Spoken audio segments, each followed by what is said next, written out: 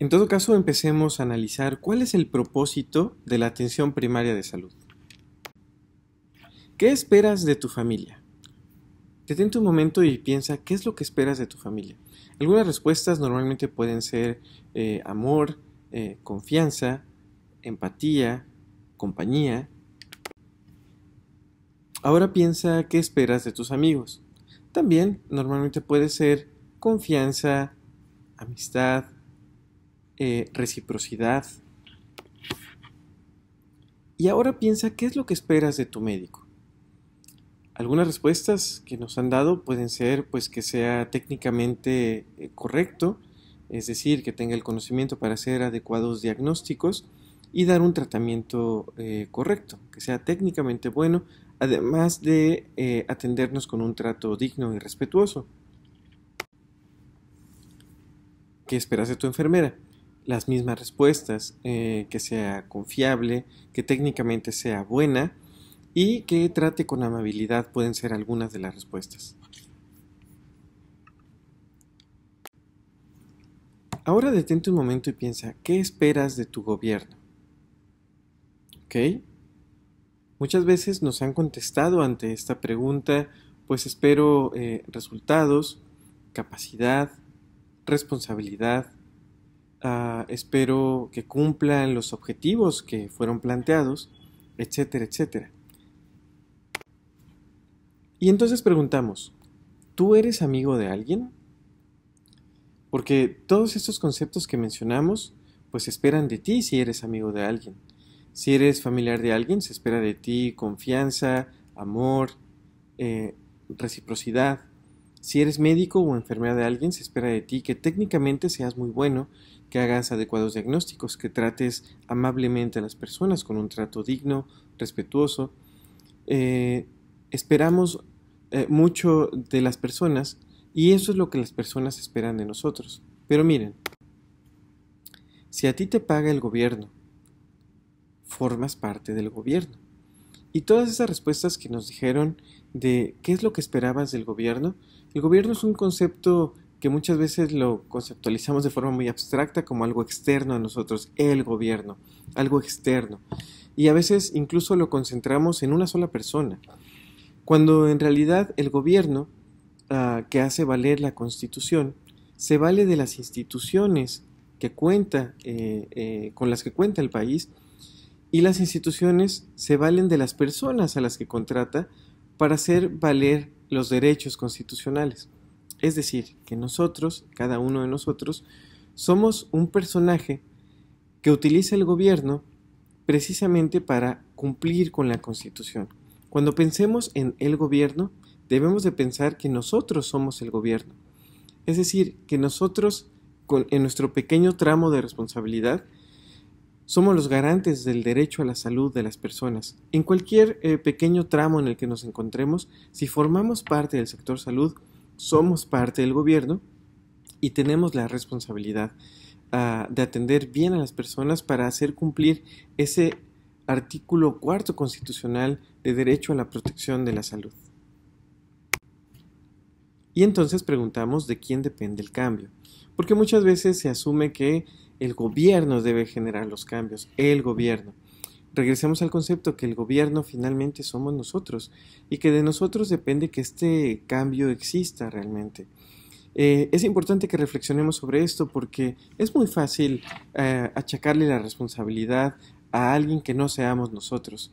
Que cuando decimos es que el gobierno, es que diferentes niveles de gobierno están realizando o no están realizando ciertas funciones, no volteamos a ver si realmente nosotros en el lugar donde estemos, tal vez muy operativo, en contacto directo con los pacientes o tal vez en un nivel más administrativo o de coordinación, estamos o no realizando lo que nos corresponde hacer como prestadores de servicios o como funcionarios del gobierno en México. Me gustaría que realmente lo reflexionaran de forma sincera, porque es muy fácil voltear hacia afuera y culpar o criticar, pero cuando volteamos hacia adentro, el cambio desde mi punto de vista viene desde adentro. Claro, hay que identificar el tramo de responsabilidad No toda la articulación que vamos a ver de hecho en este curso depende de cada uno de nosotros, pero sí hay muchas cosas que dependen de nosotros y esas que sí dependen de nosotros en nuestro tramo de responsabilidad hay que hacerlas en excelencia. Muy bien, me gustaría hacer un ejercicio con ustedes. Es muy importante que se sienten de una forma cómoda y me ayuden cerrando sus ojos. Espero que realmente aprovechen este ejercicio y si lo realizan se darán cuenta que es muy interesante. Si ya se encuentran todos con los ojos cerrados, sentados de una forma cómoda, entonces comencemos a respirar de una forma lenta y profunda. Empezamos a percibir cómo entra y sale el aire a nuestros pulmones y cómo nuestro cuerpo comienza a relajarse ligeramente, sin quedarnos dormidos. Estamos confiando que todos tenemos los ojos cerrados. Claro, si no vas manejando en este momento, percibimos cómo entra y sale el aire. Me gustaría que profundizáramos sobre la reflexión que acabamos de tener. Cómo nosotros, como mexicanos, en un sistema de salud donde las cosas pudieran mejorar, donde hay aspectos que funcionan y otros que pudieran ser mejores o funcionar mejor, donde identificáramos qué tanto depende de mí el poder mejorarlos. ¿Es acaso que en mi prestación de servicios estoy dando el 100%? Mi talento, mis habilidades están siendo aprovechadas realmente como yo sé que podrían ser aprovechadas. ¿Es acaso que puedo atender mejor a las personas que llegan a nuestros servicios de una forma más amable, atenta, justo como yo quisiera que me atendieran a mí o a mi familia? ¿Es posible cambiar los servicios de salud y mejorarlos? ¿Qué tanto depende de mí? ¿Qué sí podría hacer yo? Pensemos. Reflexionemos un momento porque de repente es más fácil pensar en lo que no depende de mí y al pensar en eso me bloqueo y ya no pienso en todo lo demás que sí puedo hacer y que puedo hacer bien y mejor. Hay un concepto en inglés que se llama Trim Tab, que es este pequeño engrane que mueve al gran engrane que mueve a todo el barco. Es un concepto de liderazgo. ¿Qué tanto puedo yo influir para mejorar la prestación de los servicios o la atención de las personas de las que soy responsable de atender? Es curioso cómo el país se organiza a través de su constitución y que la misma constitución tiene las mejores intenciones para sus connacionales. Es curioso cómo surgió la constitución a través de aquella primera carta, Los sentimientos de la nación, que, como su nombre indica, buscaba justamente evitar las desigualdades, incluso eliminar o abolir la esclavitud. Y que todos unidos como mexicanos nos apoyáramos o colaboráramos más unos con otros. ¿Es posible realmente mejorar como raza, como grupo? ¿Qué tanto depende de mí? ¿Qué sí depende de mí? ¿Qué sí puedo hacer? Muy bien. Podemos abrir nuestros ojos y respirar profundamente. Muchas gracias. Continuemos.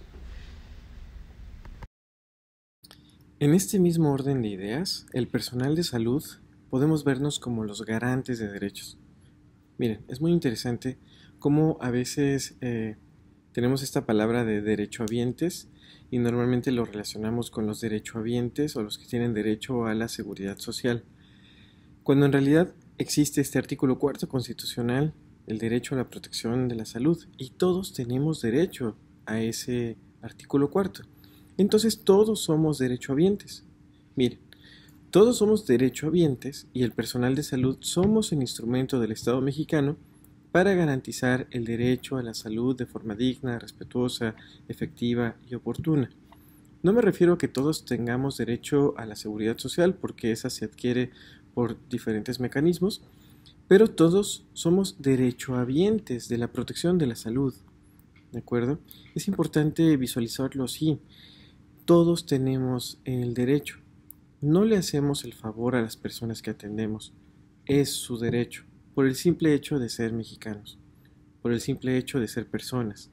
Y hago la acotación porque también podemos atender personas extranjeras, no solamente mexicanas, y las personas, por el simple hecho de ser personas, tienen derecho a la protección de la salud. Ahora, veamos por qué es importante entonces implementar un nuevo modelo de atención. La palabra modelo viene de cómo hacer las cosas para fines prácticos. Entonces, actualmente están funcionando los servicios de salud, se están llevando a cabo las consultas, las cirugías, los procedimientos, las hospitalizaciones y se están llevando a cabo de alguna forma en particular, siguiendo algún modelo. Pero queremos implementar una nueva forma de hacer las cosas y de hacerlas cada vez mejor. Pero para poder implementar un nuevo modelo, para cambiar la manera de hacer las cosas o hacerlas de una mejor forma, pues obviamente necesitamos cambiar nuestros comportamientos, nuestras decisiones. También cambiar nuestros paradigmas. Normalmente los paradigmas son muy fuertes y a veces están muy arraigados y decimos, no, es que aquí las cosas siempre se han hecho así, no hay por qué cambiarlas, así funciona, así siempre ha funcionado y que sigan así las cosas y nos cerramos o nos bloqueamos y no nos damos la oportunidad de identificar que hay cosas que podríamos mejorar de forma muy simple o de verlas de una forma, una manera distinta, identificando la misión que tenemos los prestadores de servicios de llevarle salud y protección de la salud a las personas. Pero también necesitamos generar cambio de hábitos. A veces tenemos ciertos hábitos que no son muy útiles en los sistemas de salud y algunos otros que sí lo son. Hay que tomar los buenos y rechazar los malos. O para ser congruentes, adoptar hábitos convenientes y rechazar los hábitos inconvenientes. Bien, ¿qué ven aquí? Me gustaría que se detuvieran un momento a ver la imagen y que reflexionaran qué vemos aquí. Algunas personas normalmente contestan, pues vemos a una enfermera tomando la presión a una señora. Y es donde yo les preguntaría, ¿esto es atención primaria de salud? ¿Sí? ¿No? ¿Y por qué? ¿Esto es atención primaria de salud? Pensemos. Algunos de ustedes estarán pensando que sí, otros que no, y otros no sabrán. Es normal. La respuesta correcta es depende. Y ahora vamos a ver por qué. Si esta enfermera está tomando la presión a esta persona solamente porque la persona llegó porque se sentía mal y la enfermera dice, bueno, es que para que pase a ver al médico necesito darle la hoja de consulta y el médico debe ver los signos vitales, pues para que la atienda, entonces estamos un poco alejados de la visión de atención primaria de salud, porque estamos atendiendo de forma reactiva. Es cierto que atención primaria de salud debe atender urgencias, debe atender problemas de salud que surgen de forma urgente o emergente, pero cuando se tiene solamente esa visión de que debo de hacerlo porque así debe de ser y porque se necesita llenar una hoja o un formato, entonces estamos muy lejos de lo que es el concepto de atención primaria de salud. Si por ejemplo esta persona llegara porque se organizaron ciertas campañas de detección de factores de riesgo cardiovascular, o alguna campaña para detectar cómo está la presión de las personas, o hubiera habido, digamos, invitaciones en la comunidad de acudir al centro de salud para el tamizaje o alguna campaña específica donde detectemos factores de riesgo, etcétera, etcétera, entonces estaríamos más cerca de una visión de atención primaria de salud. Es decir, es la misma acción, se realiza la misma acción, obviamente esta acción también debe ser bien realizada, las olivas deben ir hacia adelante en este caso, la presión no se toma encima de la ropa, es decir, técnicamente bien realizada, pero también en este enfoque de si esta acción está siendo realmente solo reactiva o está siendo proactiva con un sentido de prevención de la enfermedad o un sentido de promoción de la salud. ¿Ok? Esa es la visión de atención primaria de salud. Que se realicen acciones en la comunidad, que busquemos a las personas en la comunidad para poderlas acercar a la utilización de los servicios de salud y las detectemos de forma más oportuna, justamente para prevenir que suceda alguna enfermedad más adelante, para controlar las enfermedades que ya existan, pero de una manera proactiva, como vamos a ver más adelante. Entonces, fíjense, tal vez esta enfermera, y tomé como ejemplo el área de enfermería porque se me hizo el más sencillo, no quiere decir que los médicos tampoco tengan esta visión reactiva de la atención, donde el médico solamente se sienta en su consultorio a esperar que llegue la consulta y no hace por salir hacia la comunidad o analizar el nivel de salud de su población. Es decir, elegí este ejemplo de la enfermera porque se me hizo el más práctico. Pero veamos, toma la presión. ¿Qué está haciendo? Tomando la presión. Ella sabe qué hacer, sabe cómo hacerlo, técnicamente sabe cómo realizarlo, pero cuando llegamos al por qué hacerlo, es ahí donde hay que profundizar un poquito. A lo mejor la enfermera dice, pues hay que hacerlo porque necesita la hoja tener los signos vitales para que pase a consulta. Y si solamente se detiene ahí, falta justamente conocer el propósito o por qué estamos haciendo las cosas. Y más allá del por qué, viene el para qué. El para qué es el que nos da el propósito. Miren. El qué nos da resultados, el cómo nos explica los principios, pero el por qué y en particular el para qué es el que nos da el propósito, el que nos explica la misión. Si la enfermera o el personal de salud identifica que la misión o el propósito es mantener sano al grupo poblacional que nos toca atender, es decir, que las personas no enfermen y las que enferman se recuperen y se mantengan lo más sanas posibles el mayor tiempo posible, entonces entendemos el para qué de todas y cada una de nuestras acciones, incluso el simple hecho de tomar la presión. Entonces, cuando entendemos el para qué, las cosas cobran sentido. Por eso pusimos aquí abajo, está el sentido, entendemos nuestra razón de ser como prestadores de servicios, entendemos un motivo o existe un motivo real de por qué realizar esas acciones y realizarlas de la mejor manera, se genera la motivación, llegamos al querer hacer y empezamos a desarrollar un hábito, porque tenemos clara la razón, el motivo, el propósito, el para qué. Entonces, cuando llega una persona a la atención, sabemos que la misión es procurar mantener sano a nuestro grupo poblacional el mayor tiempo posible, con estándares de calidad, de seguridad y de trato digno y respetuoso.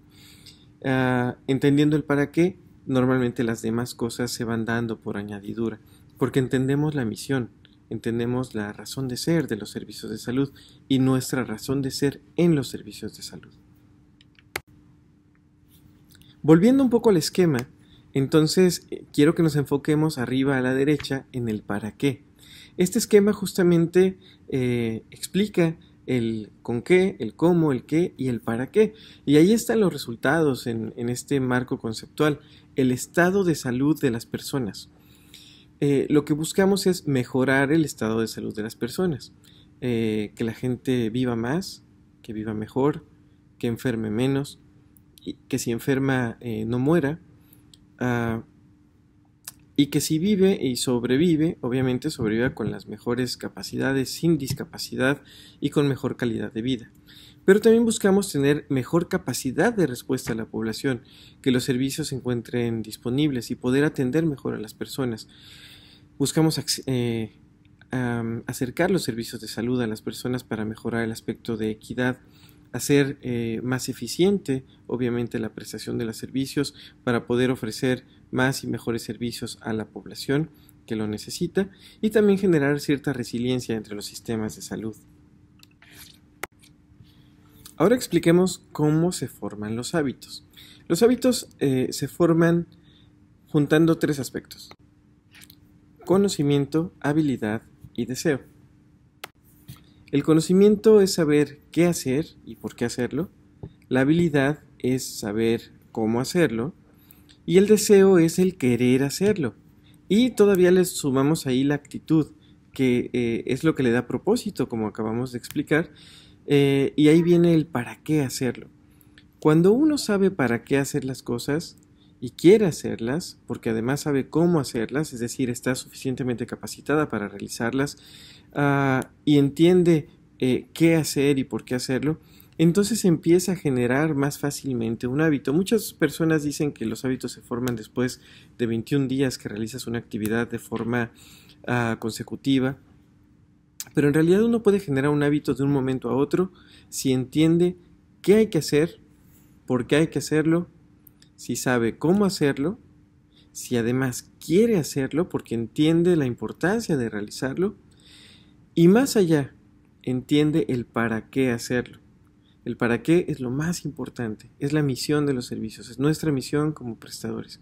Entonces cambia nuestra actitud y entonces de un momento a otro entendemos que si llega una consulta a las 3 de la mañana y trabajamos en el turno nocturno, uno no se levanta de malas y dice, híjole, es que ¿por qué se le ocurrió venir a esta persona en este turno cuando realmente no es una urgencia? Muchas veces hemos escuchado esto en los servicios de salud. Cuando llega una persona a las 3 de la mañana, cambiamos el enfoque y decimos, yo soy el garante de la atención de esta persona en el momento que lo necesita. Yo soy el instrumento del Estado mexicano que es capaz de hacer valer su derecho a la protección de la salud y en este momento, a las 3 de la mañana, esa persona está acudiendo no porque quiera, sino porque lo necesita. Entonces el enfoque cambia, es distinto, la actitud es distinta, porque uno entiende la misión, nuestra misión, la cual podemos cumplir con cada una de las personas a las que atendemos. Bien, quiero mostrarles en este esquema de forma muy general cómo está constituido nuestro sector salud, cómo existen instituciones que atienden a las personas con seguridad social y existen otras instituciones como las secretarías estatales, el INSABI, el IMSS Bienestar, que atienden a la población sin seguridad social. En este caso hemos puesto en color verde a la población sin seguridad social y en los otros colores a la población con seguridad social. Y se ve la distribución de cómo los estados o entidades federativas más urbanizadas y con mayor acceso a trabajos formales, pues tienen mayor acceso a la seguridad social. No así los estados, no sé si se alcanza a ver aquí, pero este por ejemplo es Guerrero. Estados que están menos urbanizados o menos industrializados, donde no hay acceso tan fácilmente a la seguridad social. Entonces hay una diferenciación entre los diferentes estados en el país y entre las diferentes capacidades de acceso a los servicios de salud. Esto es a manera de preámbulo para que nos demos cuenta un poquito que no todos los estados funcionan igual o no en todos los estados están las mismas condiciones de acceso a los servicios o de prestación de los servicios. Veamos la siguiente diapositiva. Esta es una de las principales justificaciones de por qué modificar un modelo de atención.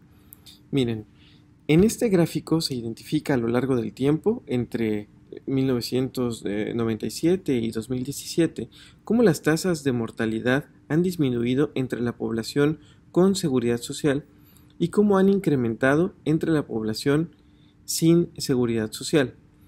Estas tasas de mortalidad, sin embargo, aunque han disminuido, tampoco han disminuido tanto. Es decir, que aunque están bien, pueden estar mejor, como lo hemos comentado. Pero fíjense en las personas que no tienen acceso a la seguridad social, cómo su tasa de mortalidad ha incrementado a lo largo del tiempo. Y esto es multifactorial. No puede achacarse a un solo factor. Es probable que las personas tengan menores ingresos, menor educación también, menor acceso a la educación, menor acceso a servicios de salud o a servicios públicos, y que todas estas condiciones favorezcan el incremento de su mortalidad a lo largo del tiempo. Pero también habría que analizarlo desde el modelo de atención que tiene la seguridad social y el modelo de atención o los aspectos de los modelos de atención que tiene la población sin seguridad social. Eso es lo que queremos analizar en la siguiente diapositiva. Miren, si solamente achacáramos este efecto o este fenómeno de incremento de la mortalidad a los servicios de salud, sí podemos encontrar una diferencial. Es decir, la población con seguridad social o la seguridad social brinda cierta continuidad de la atención. Tal vez no es la ideal, pero existen ciertos componentes de continuidad de la atención. Una continuidad horizontal a través del expediente clínico, donde quedan registrados las acciones que se realizan a las personas y son más o menos bien regulados o administrados, y también una continuidad vertical, es decir, hay mayor o mejor comunicación entre los diferentes niveles de atención, primero, segundo, tercer nivel, con conceptos de referencia y contrarreferencia un poco más claros. En cambio, en la población sin seguridad social podríamos decir que hay una inadecuada continuidad de la atención por tal vez fallas en los expedientes clínicos y tal vez una deficiente coordinación entre los niveles de atención, una coordinación que podría mejorar.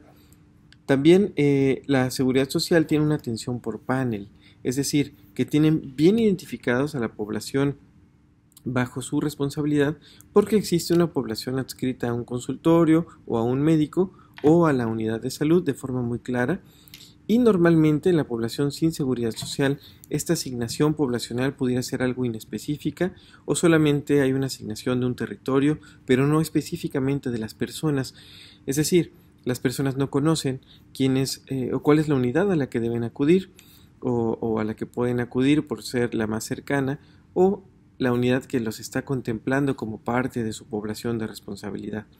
Eso es un aspecto importante. Luego, la población con seguridad social tiene acceso a ciertos programas preventivos que podríamos considerar exitosos, tal vez como el Prevenims, el Preveniste, y la población sin seguridad social pues tiene acceso a ciertas acciones preventivas aisladas que tal vez no tengan suficiente seguimiento y tal vez no haya una suficiente evaluación del impacto de estas mismas. La población con seguridad social se está acercando cada vez más a una búsqueda proactiva de factores de riesgo a través de uso de tecnología, del Big Data, de ciertas herramientas como el Chécate en línea, que aplican normalmente ciertas encuestas de factores de riesgo, y es más fácil analizar a la población e identificar quiénes tienen factores de riesgo de desarrollar alguna enfermedad crónica, como diabetes, hipertensión, incluso algunas neoplasias. Es decir, hay forma de identificar a la población y de analizar si tienen o no ciertos factores de riesgo, y eso ayuda a integrar un diagnóstico situacional de salud de una forma más fácil. En cambio, la población sin seguridad social normalmente funciona de una manera más reactiva, bajo demanda. No quiere decir que no se realicen acciones de búsqueda de participación comunitaria o de activación de la comunidad para identificar sus factores de riesgo y realizar adecuados diagnósticos situacionales de salud o analizar la situación de salud de la población, pero normalmente esto pudiera mejorar también. Entonces, si nos damos cuenta, estas son algunas justificaciones de por qué el modelo de atención pudiera cambiar y pudiéramos adoptar las mejores prácticas de ciertas instituciones que ya han establecido buenas prácticas en cuanto a sus modelos de atención, pero que tampoco son las ideales, que también estas pudieran mejorar. Por eso todo el sistema en general debemos enfocar nuestra prestación de servicios con las bases y fundamentos de la atención primaria de salud. Ya vamos a llegar justamente a explicar este marco conceptual. Esto, como expliqué al principio, son consideraciones generales. Pero vamos acercándonos ya en las siguientes diapositivas a explicar lo que es este marco conceptual de lo que es realmente la atención primaria de salud. Miren, este curso está basado en la iniciativa del desempeño de Primary Healthcare de la Universidad de Harvard, que por sus siglas es PHCPI, Primary Healthcare Performance Initiative. Van a encontrar esta referencia prácticamente en todas las diapositivas. Nos gustó mucho este esquema porque prácticamente es muy exhaustivo, es muy integrador y es muy claro para explicar lo que es la atención primaria de salud. Te vas a dar cuenta que muchas de las cosas que tú realizas como prestador de servicios, como aspectos, se me viene a la mente, de seguridad, del hecho que te sepas las metas internacionales de seguridad del paciente, tal vez no lo sabías, pero estabas aplicando atención primaria de salud. Vamos a ver por qué. Como ya lo comentamos, este es el marco conceptual de la atención primaria de salud. Y mira, lo que te acabo de comentar viene en este rubro. En disponibilidad de servicios efectivos de atención primaria de salud viene el aspecto de seguridad. Entonces, si tú aplicabas los conceptos de las metas internacionales o acciones esenciales de seguridad del paciente, aunque no lo sabías, estabas aplicando uno de los aspectos importantes de la atención primaria de salud. Vamos a ver entonces a más detalle a qué nos referimos.